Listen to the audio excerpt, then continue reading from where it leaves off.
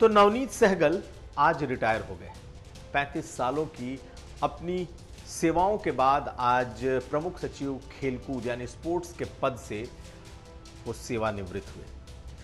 नवनीत सहगल किसी परिचय के मोहताज नहीं है, न तो वो नेता हैं, ना ही कोई बड़े ऐसे सेलिब्रिटी, लेकिन एक नौकरशाह रहते हुए इतनी बड़ी पहचान नवनीत सहगल ने उत्तर प्रदेश में बनाई। वो चाहे मुख्यमंत्री रहे हों, नेताओं का समूह रहा हो या फिर ब्यूरोक्रेसी, नवनीत सहगल का नाम किसी से अनजाना नहीं है।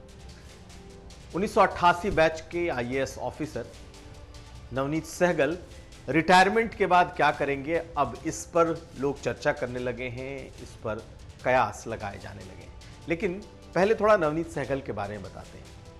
ये वो नाम है जिन्हें मास्टर्स मैन कहा जाता है, यानी कि जो सत्ता में बैठा नवनीत सहगल उसके आदमी रहे। नवनीत सहगल ने हमेशा पद को पूछा है, यानी कि अगर जो पद पर है नवनीत सहगल उसके लिए बने।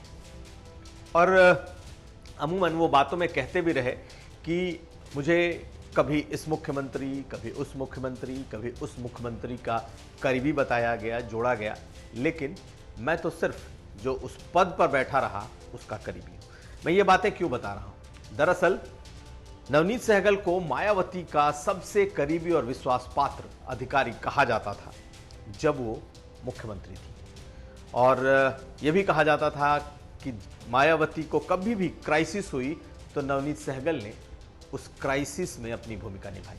इसलिए वो मायावती के बेहद करीबी अधिकारियों में थे, और कुछ ऐसी ही करीबी उनकी अखिलेश यादव के दौर में भी थी, जब अखिलेश यादव मुख्यमंत्री थे।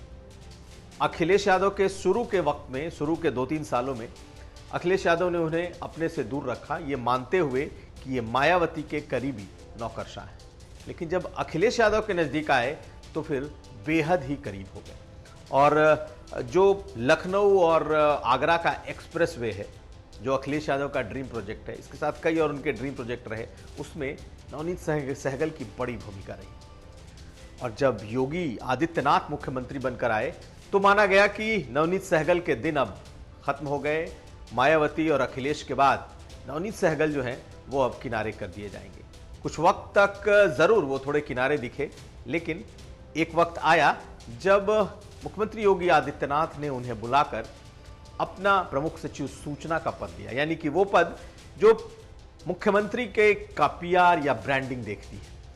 यानी कि नवनीत सहगल ने अपने काम से हमेशा मुख्यमंत्रियों को का दिल जीता है। उन्हें मास्टर्स मैन कहा गया, उनकी आलोचनाएं भी कई हुई। कहा यह गया कि सही हो या गलत, अगर मुख्यमंत्री ने कह दिया तो नवनीत सहगल उस काम को कर दिखाते हैं। तो मायावती के करीबी रहे, आरोप लगे। अखिलेश यादव का शासन आया, उनके करीबी हुए, फिर आरोप लगे। और यहां तक कि मुख्यमंत्री योगी आदित्यनाथ के दौर में भी वो सबसे अहम पदों पर दिखाई दिए। आज वो रिटायर हो गए, लेकिन रिटायरमेंट के बाद का उनका क्या प्लान है?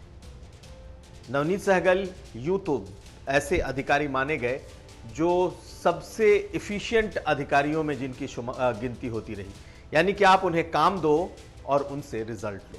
ये उनका मूल मंत्र रहा है कि एक बार अगर उनके बॉस ने, यानी कि अगर किसी मुख्यमंत्री ने कोई इशारा कर दिया तो फिर वो काम 100% नहीं 200% होता था। और यही उनकी यूएसपी रही, चाहे मायावती हो चाहे अखिलेश हो। यहां तक कि एक दौर वो था जब मुख्यमंत्री योगी आदित्यनाथ पर बहुत तरह के हमले हो रहे थे, खास करके हाथरस कांड के वक्त, और उन्हें लगा कि इस वक्त मीडिया की जो स्थिति है उसमें नेगेटिव चीजों का दौर काफी ज्यादा आ चुका है। ऐसे में नवनीत सहगल लाए गए और फिर उसके बाद बहुत कुछ बदला। तो कुल मिलाकर के ये कहा जा सकता है कि 35 सालों के अपने इस नौकरशाही के इस काम के बाद आज वो रुखसत हुए, आज वो विदा हुए।